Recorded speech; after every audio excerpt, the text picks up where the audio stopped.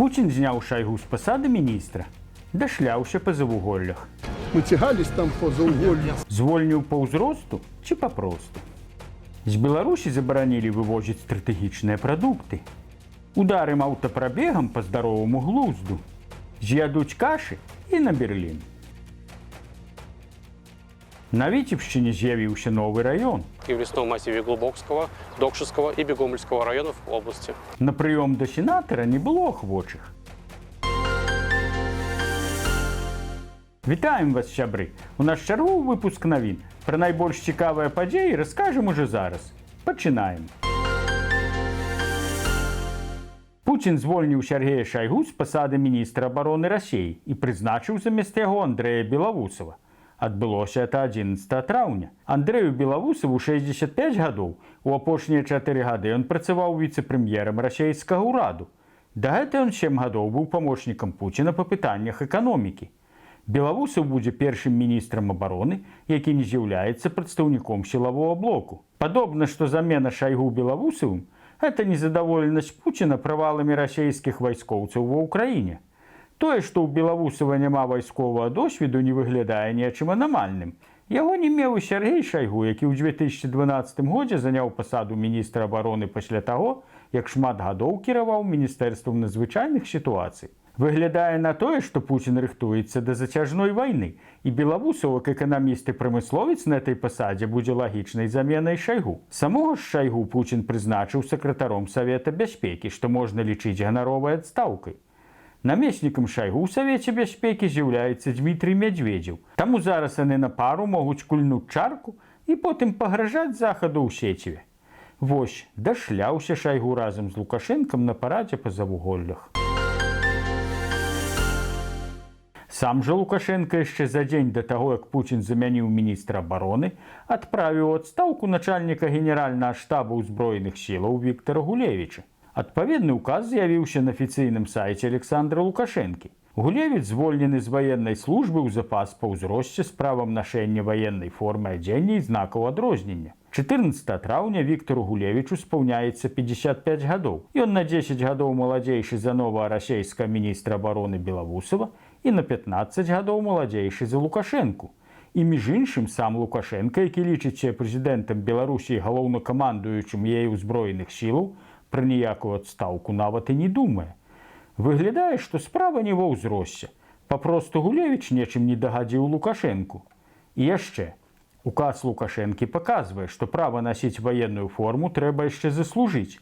Дык чаму ж зараз без ніякіх указаў здзябурваюць усе, каму толькі не лянота. І ў школах, і ў дзіцячых садках, і розныя прапагандысты-актывісты. Па ўсяму, відаць, да вайны рыхтуюцца. Самім НАТО. Бо як інакш патлумачыць нядаўнюю пастанову ўраду пра забарону вывазу з краіны морквы і буракоў? Зробленае, так паведамляецца, у мэтах выкарыстання дактрыны нацыянальнай харчовай бяспекі Рэспублікі Беларусь да 2030 года. Не іначай стратэгічныя запасы морквы і буракоў будуць рабіць. Трэба ж нечым войска карміць. Яшчэ і бручку трэба забараніць вывозіць. Чаму? Згадваецца анекдот пачатку 90-х. Сустрэліся расійскія і амерыканскія генералы. Расійскі генерал хваліцца, што яго салдаты атрымліваюць у дзень 200 кілакалорый. Амерыканскі генерал кажа: «Вось дзіва, нас салдат атрымлівае 400. Расійскі аж падскочыў: «Вже ж сабака, ні за што не паверу, што салдат за дзень можа з'есці 2 мяхі бручкі».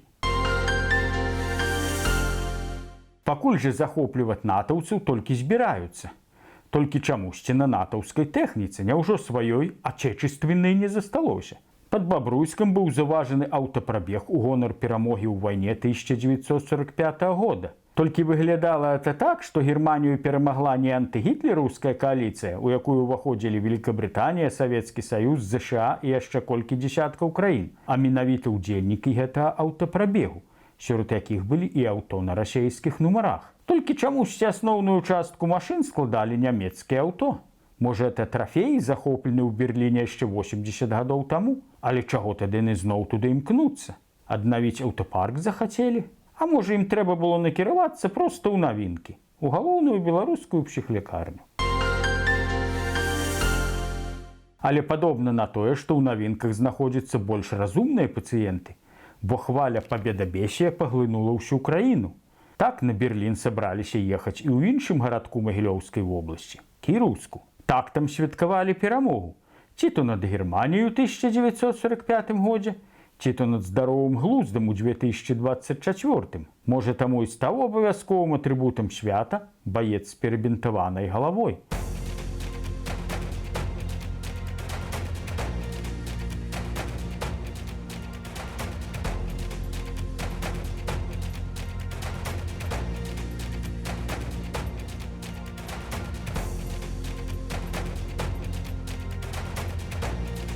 А гэта афіцер паказвае на мапе, адкуль на Кіроўск рыхтуецца напад.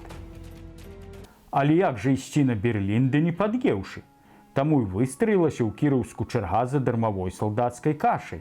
Вось пад'ядуць салдацкай кашай, набяруцца сілаў і на Берлін.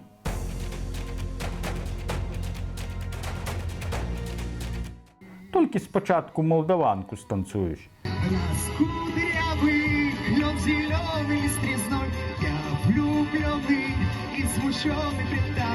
На жаль, як мы і казалі раней, гэты дурдом у Беларусі пасля 9 траўня не закончыцца, бо наперадзе 3 ліпеня, калі будзе святкавацца 80-годдзе вызвалення Беларусі ад нацысцкіх захопнікаў. Таму будзе шмат усяго крынжовага наперадзе. Пакуль недзе толькі гуляюць у перамогу, віцебскія праваахоўнікі атрымалі перамогу рэальную над закладчыкам наркотыкаў. Яго затрымалі па дарозе з глыбокага ў Шаркаўшчыну. Нарказакладчыкам аказаўся 24-гадовы жыхар Расеі. Ён каля месяца займаўся распаўсюджваннем наркотыкаў па Витебской области. Накануне подозреваемый приехал в Витебск, где из тайника забрал 100 граммов наркотиков, разделил товар на мелкие части и разложил закладки в лесном массиве Глубокского, Докшевского и Бегомольского районов области. Оказывается, со слов милицейского начальника, у Витебской области з'явіўся яшчэ один, 22-й район, Бегомольскі. Бо, як вядома, Бегомольскі район сапраўды існаваў, але ў 1960 годзе быў ліквідаваны, а яго тэрыторыя была падзелена паміж Докшыцкім, Лепельскім і Барысаўскім раёнамі. Сам Бегомель патрапіў у Докшыцкі раён, у якім знаходзіцца і зараз. Але міліцыянт, нягледзячы на вялікія пагоны на плячах, гэта не ведае. Відаць, галава ў яго толькі для таго, каб насіць новую фуражку і прыкладаць да этой фуражкі руку. Тым часам у Шаркаўшчынскім раёне, куды кур'ер не паспеў давезці наркотыкі, вырашылі ўсе праблемы.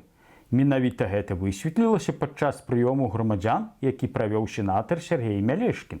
Чарга да яго на прыём аказалася куды меншай, чым за салдацкай кашай у Кіроўску. Калі казаць больш канкрэтна, жадаючых патрапіць на прыём да сенатара не было зусім. Таму мясцовая раёнка і вырашыла, што ў Шаркаўшчыне і раёне вырашаны ўсе праблемы. Тая акалічнасць, што падчас прыёму не было жадаючых падзяліцца Сергеем Мялешкіным праблемнымі пытаннямі, гаворыць пра скаардынаваную і аператыўную дзейнасць мясцовай улады, кіраўніцтва арганізацыі раёна ў вырашэнні пытанняў жыццядзейнасці грамадзян. Але, можа, справа ўсё ж у іншым. Відаць, людзі так запужаныя, што баяцца ісці на нешта скардзіцца вышэйшаму начальніку, бо той з'едзе з Шаркаўшчыны, а свае ж начальнікі застануцца і пакажуць пакрыўджанаму жыхару, дзе ракі зімуюць. Або людзі думаюць, хадзі ці не хадзі на гэтыя прыёмы, толку з іх як з казла малака. У мінулым годзе схадзіў адзін жыхар Шаркаўшчыны на прыём да памочніка Лукашэнкі, папрасіў у яго тэхніку. Не для сябе, для раёну. Чамусьці раёнка палічыла за лепшае не называць імя прасіцеля, якім быў былы інспектар па сельскай гаспадарцы Міледзі Кукуць. Памочнік Лукашэнкі, якім тады быў Ігар Брыло, тую тэхніку паабяцаў. Кажуць, абяцана, 3 гады чакаюць, але ў Шаркаўшчыне, відаць, і праз 3 гады тую тэхніку не дачакаюцца. Бо Ігара Брыло затрымалі сілавікі, ён зараз у амерыканцы. Хто не ведае, амерыканка – это не жанчына, а ўнутраная турма КДБ.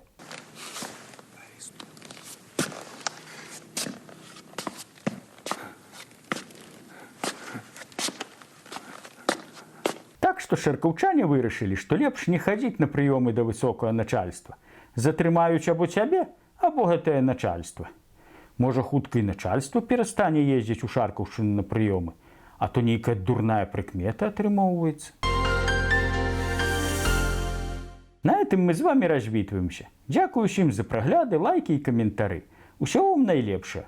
І хай вас мінаюць дурныя прыкметы. І дурні таксама. Калі для вас это бяспечна, подписывайтесь на наш канал, ставьте лайки, пишите комментарии, делитесь этим відео з сябрамі. Калі ж не, просто глядзіце і распавядайце сваім знаёмым. Жыве Беларусь! Слава Украине!